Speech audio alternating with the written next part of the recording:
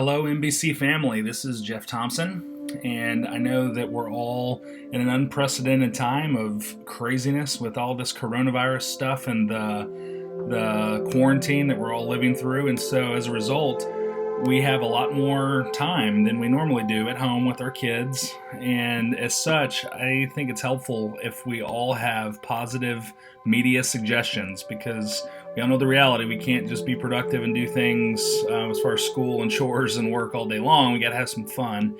And so I want to recommend to you one of our favorite movies is Thompson's. And we have 5 kids, ages 15 all the way down to age 9. And this is a movie that we all love. And we've watched it multiple times. There's some great life lessons that come along with this. And so I want to share with you and recommend that you watch together as a family The Secret Life of Walter Mitty.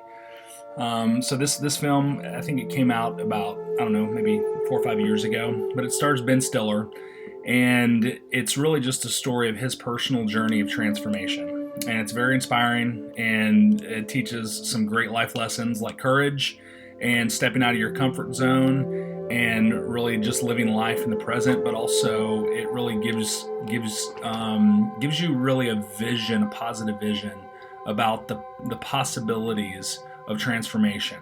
And obviously, as Christians, we that's God's desire for us. He wants us to be transformed by the renewing of our minds and because of our relationship with Him. And so, this is certainly not a spiritual movie, but it really it helps. It will help you teach your kids some great lessons about courage and other things. So, Walter Mitty is a negative asset manager for Time magazine, which means his job is to manage all of the negatives, the photo negatives that come in for the magazine. And he starts the movie as sort of a very humble, kind of nerdy cubicle dweller, and that works in the basement with one other guy. He's alone and isolated. He's not courageous. He's not bold, and there's some reasons for that kind of go into his family of origin story. But this is where he starts his journey. And the first big bold act that he takes on his journey of transformation is that he jumps on onto an online dating site and tries to send a wink on eHarmony to a girl that works in his office, played by the actor Kristen Wiig. And it's a big deal for him because he's kind of a nerdy, quiet guy. And that kind of begins his journey of transformation. Another big plot conflict device comes with this team of hipster millennial bearded guys comes in to basically be a corporate takeover team. Time magazine has to shut down, and they're going to an online only magazine. And so these guys come in, and their job is to basically fire everybody off. They're cocky, condescending, and there's really a lot of conflict between Walter Mitty's character and the bearded millennial headhunter guys. One interesting thing about Walter Mitty is that he starts the movie with his very rich thought life. Basically, because he feels his life is boring, he develops this habit of going into these long daydream sequences where he kind of just spaces out. One such of these scenes is one of my kids' favorite scenes in the whole movie. He has this fantasy about actually confronting the main bearded millennial guy, and he actually has this really crazy daydream fight sequence where he basically kicks his butt using the Stretch Armstrong doll that his sister gave him. It's hilarious. You've got to watch the movie. But again, he's daydreaming about the life that he wants to live. And the cool thing about this movie is that he actually goes through this metamorphosis, this transformation, and he actually becomes the guy he always wanted to be. And that happens because this is Sean Penn's character, and he plays basically himself in this movie, but he's the world's foremost photographer. He's out on assignment. He sends Walter Mitty the negative that he wants to be considered for the cover photo for the last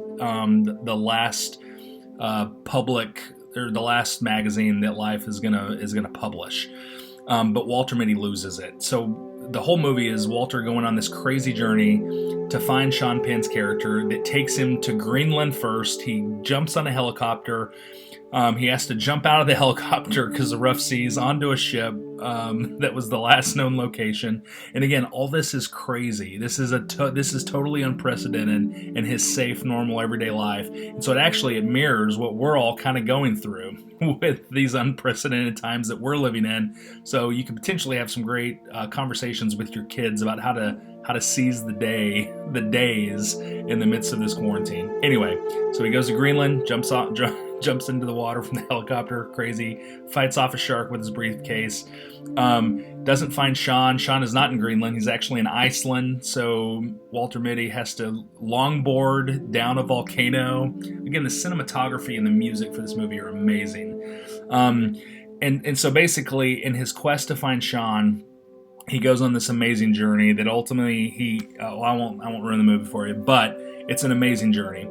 And this is the theme of the movie. It happens to be the theme of Life magazine, and I think that's true. But it's certainly a main theme of the movie, and it's repeated several times. But basically, Walter Mitty on his journey, he comes to personify and live this creed, if you will. And here it is: to see the world, things dangerous to come to see behind walls, draw closer, to find each other, and to feel. That is the purpose of life. Now, obviously, as Christians, our purpose is to glorify God and proclaim His goodness and glory to the nations. So, obviously, this is a pretty humanistic creed. However, but there's still some really cool things that are wrapped up in this.